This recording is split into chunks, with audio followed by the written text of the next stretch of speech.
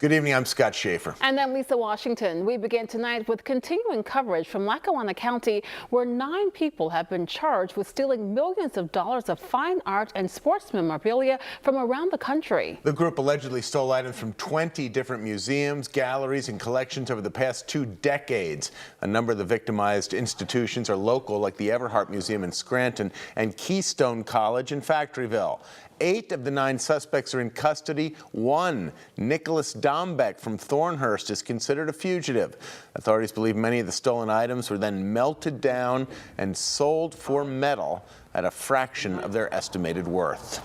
This has been a bittersweet day for the families of the crime victims. It's also a night of uncertainty for the family of the one suspect who remains unaccounted for. Newswatch 16's Jack Culkin is here with what both are saying. Jack. Lisa and Scott, this theft ring stretched across several states, leaving museum walls empty, trophy cases smashed, and families' cherished sports memorabilia gone forever. I have 3 sisters and a brother, and I had to call all them, and we just really were heartbroken. Stretching over 20 years, the Country Club of Scranton was one of the many places prosecutors say a group of 9 allegedly broke into, stealing art and other memorabilia. For Greg Wall, it was the trophy collection belonging to his father, the winner of the 1959 Masters tournament, Art Wall Jr. Couple silver cups from his Pennsylvania amateur victories back in the 40s. His 1975 Milwaukee Open trophy. Dad at the time was the 2nd oldest to ever win a PGA Tour event. That was a bummer, but everything that was taken, it was just very upsetting. 8 out of 9 people indicted turned themselves in, except for Nicholas Dombeck of Lackawanna County. His niece Olivia Klaus is also the family attorney. It is the cornerstone of the United States criminal justice system that we are all innocent until and unless proven guilty. We believe that Nicholas did not do this crime. He is an innocent man that is in reasonable fear that the government will not serve him justice or value his life. Klaus has been handling her uncle's legal matters for several years and can only imagine what he is going through after this indictment.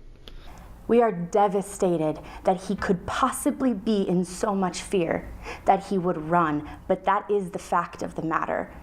This is our government that we work with. Since 2011, Greg Wall has not seen the original trophies that were taken, but he says his father's legacy lives on.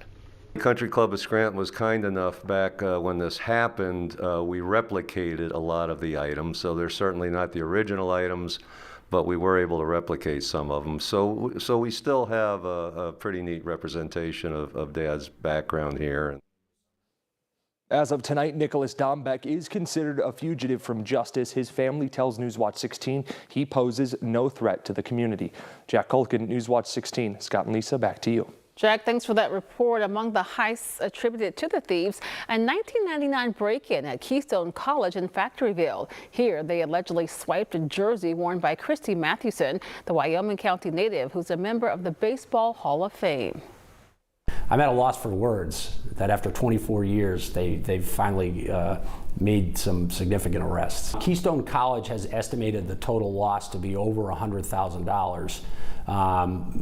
The most specific items were the uniform that Christy Mathewson wore in the minor leagues, in the big leagues. Memorabilia from some of the most famous members of the New York Yankees is also listed among the items stolen. The Yogi Berra Museum in Little Falls, New Jersey says the Hall of Famer's priceless World Series rings were taken in a burglary in 2014, and they were likely melted down for metal. It's the tangible legacy of Yogi's greatness in baseball. However, we know that Yogi is a national treasure, and his values live on.